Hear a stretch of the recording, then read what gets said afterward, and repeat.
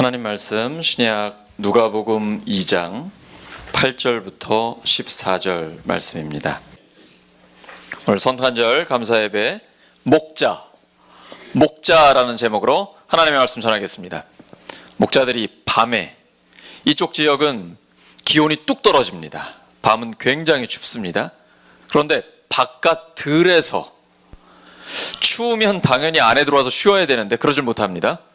바깥 들에서 양들을 지키고 있습니다.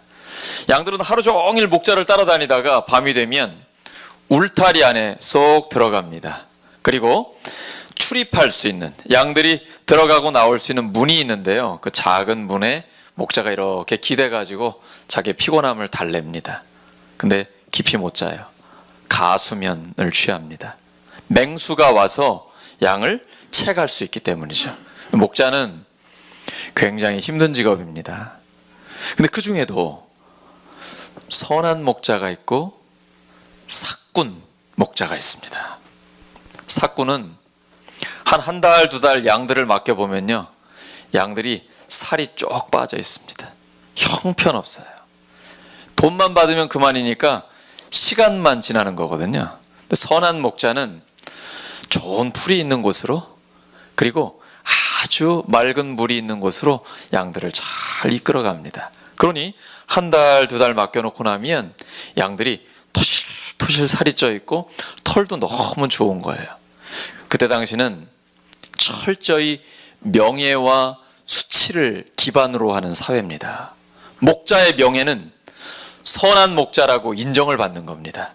나한테 양을 맡기면 내가 생명을 걸고 양들을 보호하는 것이죠. 삭군이다 라고 이렇게 수치스럽게 사람들이 부르게 되면 그 사람한테는 양을 맡기지 않습니다. 오늘 목자들이 밤에 기온이 뚝 떨어진 상태에서 광야에 울타리 쳐놓고 그 양들을 보호하고 있습니다. 근데 그때 천사가 와서 이야기를 하는 거예요. 깜짝 놀라는 거죠. 하나님의 영광이 나타나니까요. 하나님의 영광을 보는 사람은요, 하나님을 만나는 사람은 두 가지 반응이 있습니다. 첫째, 놀라운 기쁨이 있습니다. 온 세상을 다 얻은 것 같은 큰 기쁨이 있습니다. 하나님 만나본 사람은 다 압니다. 또 한 가지가 있습니다. 두려움이 엄습합니다. 성경에만 써 있고 목사가 설교만 하는 걸로 생각을 했는데 그 하나님이 나를 찾아오신 겁니다. 우주 만물을 말씀으로 지으신 그 하나님, 창조와 역사의 주님이 되시는 그 크신 하나님이 나를 찾아오셨을 때 그 두려움이란, 하나님을 만난 사람은 그 느낌을 아는 거죠. 목자들이 밤에 있는데 하나님의 영광을 본 겁니다. 두려운 거예요. 무서운 거예요. 그때 천사가 이렇게 얘기해 줍니다. 무서워하지 마라. 만약에 하나님을 만났는데 공포, 그러니까 예배를 드리러 오고 교회에 나오는데 공포 분위기에 휩싸이는 경우가 있잖아요. 이게 잘못된 종말론자들이 이런 걸 많이 합니다. 예수님 곧 오니까 정신 바짝 차려. 그리고 아주 카리스마적인 지도력을 가지고 예수님이 곧 오니까 집 다 팔아. 대학도 가지 마. 직장 그만둬. 가지고 있는 재산 다 교회에 바쳐. 이런 경우 가끔씩 보셨죠? 그리고 그 사람들을 종교적으로 휘어잡습니다. 주로 요한계시록을 자의적으로 자기 마음대로 해석해서 이 종말론을 가지고 공포 분위기 조성하는 경우가 있거든요. 그렇게 받으면 저주받는다라든지 심판을 당한다든지, 성경은 그렇게 말씀하지 않습니다. 종말은 기쁨입니다. 소망 가운데 기다려야 됩니다. 오늘 주님이 오실 수도 있거든요. 기쁨으로 하나님 앞에 나아갈 수 있어야 합니다. 예수님은 우리에게 늘 깨어있으라고 말씀하셨는데, 주님이 오실 때는 우리에게 가장 큰 기쁨이요, 하나님의 나라가 완성된다라고 말씀해 주셨습니다. 만약에 하나님을 만났는데, 교회에 오는데 공포만 있다, 뭔가 두려움만 있다, 이건 잘못된 겁니다. 두 가지가 함께 있어야 됩니다. 하나님에 대한 경외심과 기쁨, 두 가지가 함께 있는 겁니다. 무엇과 무엇이요? 이걸 쉬운 말로 해서 두려움이라고. 이 두려움은 공포가 아니에요. 하나님을 하나님으로서 경외, 찬양하는 것이죠. 하나님 앞에 겸손히 엎드리는 겁니다. 그래서 경외심과 기쁨, 두 가지가 함께 있어야 된다. 경외심과 기쁨. 한번 따라하시죠. 경외심. 기쁨. 다시 한번요. 기쁨. 경외심. 두 가지가 함께 가야 된다. 이것이 건전한 시간입니다. 하나님을 제대로 못 만난 사람은 막 기뻐하고 놀기는 하는데 하나님을 못 만났기 때문에 자기 목소리가 자꾸 나옵니다. 하나님에 대한 두려움이 없어요. 하나님을 두려워할 줄 모르는 것이죠. 바꿔 말해서 반대로 하면 하나님을 두려워가 안 해요. 왜냐하면 구약 중심의 하나님을 알아서 죄 지으면 그대로 심판하고 죽기까지 하는 구약 중심의 하나님만 알면 두려움에 떨어요. 아니에요. 성경은 신약을 중심으로 구약을 보셔야 됩니다. 구약은 오실 예수님을 기록한 것이고 신약은 약속된 예수님이 오신 것입니다. 그리고 다시 오실 예수님을 말씀하십니다. 구약의 모든 말씀은 신약을 빛으로 해서 비추어 보아야 됩니다. 성경 전체는 예수님을 중심으로 보셔야 됩니다. 그 예수님이 드디어 오셨습니다. 근데 그 표징은 구유에 누워있는 아기 예수입니다. 가브리엘 천사가 마리아를 찾아왔습니다. 마리아는 아직 약혼한 상태입니다. 물론 이스라엘은 한 결혼하기 1년 전쯤에 약혼을 합니다. 근데 약혼한 상태는 이미 결혼한 것과 진배 없습니다. 그래서 그 여자는 어떤 남자도 그 여자와는 교제할 수 없습니다. 이미 정해졌기 때문이죠. 그런데 이 약혼한 마리아에게 천사가 와서 얘기합니다. 은혜를 받은 자요. 깜짝 놀란 거죠. 너에게 하나님의 은혜가 임했고 네가 잉태할 것이다. 처녀가 임신을 할 것이다 라고 얘기합니다. 그런데 세번역에 보시면 기뻐하라 라고 되어 있습니다. 입장을 바꿔놓고 생각해 보세요. 나다 아니면 내 딸이다. 근데 처녀인데 네가 임신할 것이다. 이게 기뻐할 일이에요? 이게 하나님의 은혜예요? 오늘날은 또 달라요. 뭐 가끔 결혼식 주례할 때 보면은 오늘 신부가 혼수를 가지고 왔다고 뭐 이런 얘기를 할 때도 있어요. 결혼 전에 이미 혼전 성관계를 통해 임신을 하고 온 거죠. 요즘하고는 완전히 다른 겁니다. 성경 시대에 처녀가 거기다 약혼을 했는데 아이를 뱉다 그러면 돌에 맞아 죽을 수도 있습니다. 마리아에게는 굉장히 심각한 겁니다. 근데 하나님께서는 기뻐하라 너는 은혜를 받은 자다 라고 얘기를 합니다. 교회에서 하나님의 말씀과 약속을 가지고 하나님의 은혜가 여러분에게 임합니다. 모든 것을 압력해 선을 이루어 주십니다. 근데 내 현실은 그렇지가 않아요.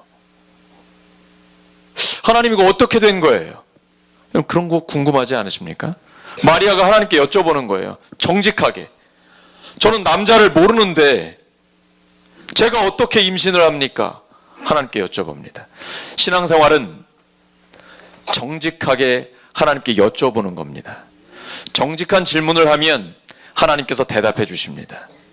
이렇게 정직한 질문과 하나님의 대답을 들으면서 우리의 신앙이 점점 더 성장해 가는 것입니다. 신앙은요, 다 각자 영적인 수준이 다릅니다. 그래서 당신은 왜 그거밖에 못해? 라고 말하면 안 돼요. 영적인 수준이 전부 달라요. 내 기준을 가지고 다른 사람을 평가하거나 정죄해서는 안 됩니다. 그 사람은 그 사람의 현재 수준과 상태가 있습니다. 하나님께서 그가 하나님께 정직하게 질문하면 대답을 해주시면서 계속 성장을 시켜나갑니다. 마리아가 하나님께 심각한 질문을 드립니다. 전 처녀인데 제가 어떻게 임신할 수 있습니까? 네. 성령으로 잉태가 되는 것이죠. 하나님께서 마리아에게 분명하게 말씀해 주셨고 마리아는 거기에 대해서 응답을 합니다. 본문 보시죠. 오늘 본문 중에 천사가 목자들에게 해주는 말씀이 있습니다. 10절입니다. 온 백성에게 비칠 큰 기쁨의 좋은 소식. 근데 마리아에게는 아닐 수도 있어요. 처녀가 임신을 하기 때문에 돌에 맞아 죽을 수도 있거든요. 근데 하나님 말씀하십니다.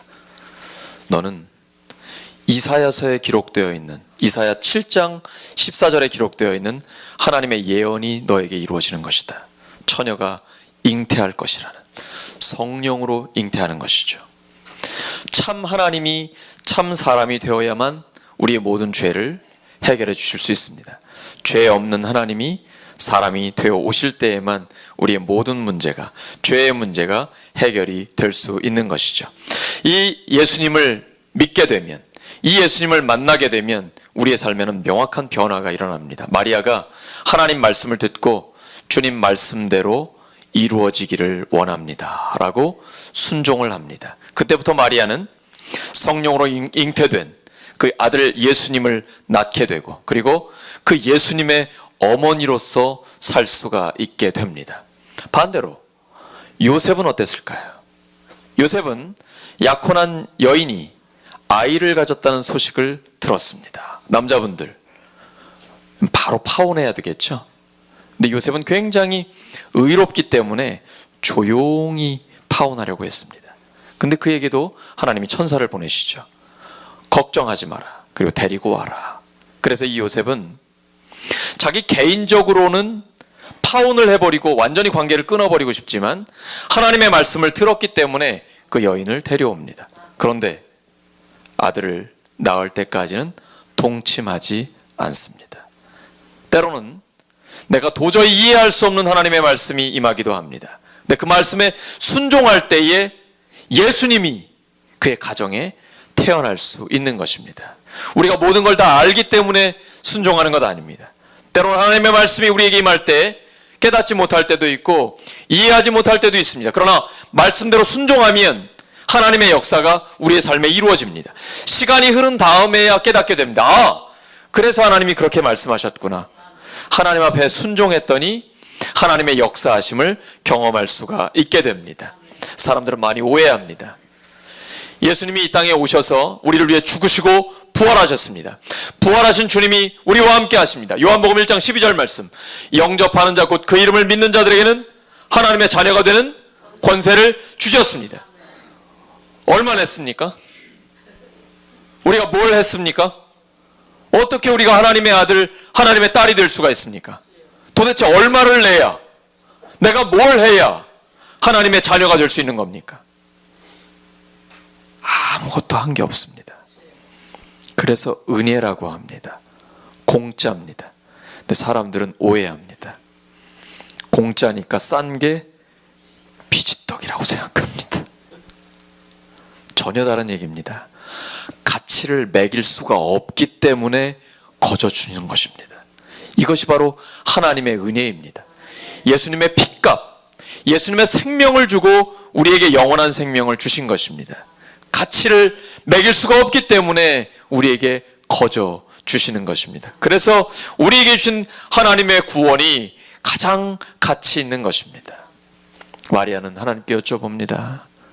저는 처녀인데 어떻게 제가 임신할 수 있습니까? 하나님께 불가능한 것이 있느냐? 너의 친척인 엘리사벳도 나이가 많은데 하나님께서 그에게 은혜를 주셔서 지금 임신 6개월이다 라고 말씀을 해주셨습니다. 사라가 몇 살에 이삭을 낳았습니까? 90살에 낳았습니다. 우리 교회에 지금 80대 권사님들도 계시고 또 90대 권사님도 계시지 않습니까? 90의 아이를 낳을 수 있나요? 네, 그냥 웃으시죠? 사라도 웃었습니다. 아브라함도 웃었습니다. 근데 하나님은 웃지 않으셨습니다. 하나님께 불가능한 것이 있겠느냐?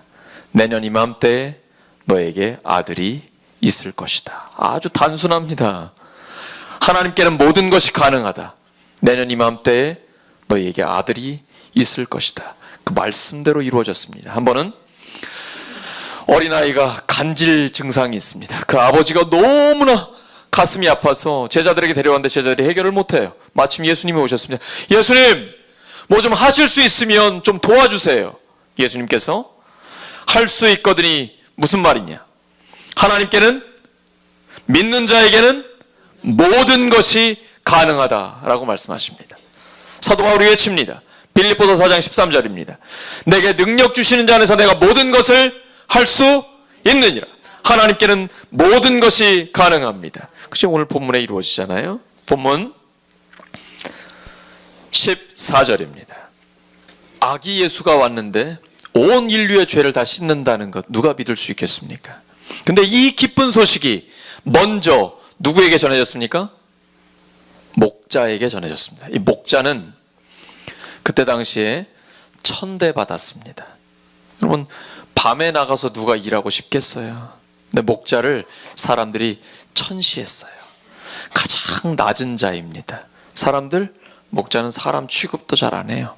그런데 그 목자에게 예수님의 탄생 소식이 가장 먼저 왔습니다.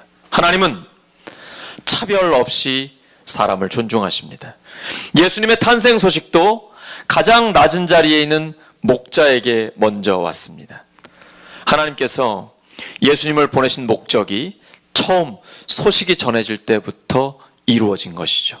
그 누구도 차별 없이 모든 사람을 존중하시는 하나님의 마음입니다. 주님은 우리의 선한 목자가 되십니다. 시편 23편 말씀, 여호와는 나의 목자시니 내게 부족함이 없으리로다. 그가 나를 푸른 풀밭에 누이시며 쉴 만한 물가로 인도하시는도다. 선한 목자는 돈 때문에 사람을 버리지 않습니다. 삭구는 돈만 받으면 그만이기 때문에 자기 유익밖에 챙기지 않습니다. 이제 우리 자신에게 묻고 싶습니다. 예수님을 믿는 우리는 선한 목자입니까? 아니면 삭군입니까? 돈 때문에 일하고 있습니까? 사람을 살리기 위해, 하나님의 영광을 위해 일하고 있습니까? 자본주의 사회에서 돈을 초월하는 것은 굉장히 어렵습니다. 목사인 저 자신도 실생활에서 생활해야 되기 때문에 돈으로부터 완전히 자유롭기가 쉽지가 않습니다. 그런데 돈을 초월하면 거기에서 진정한 자유가 옵니다.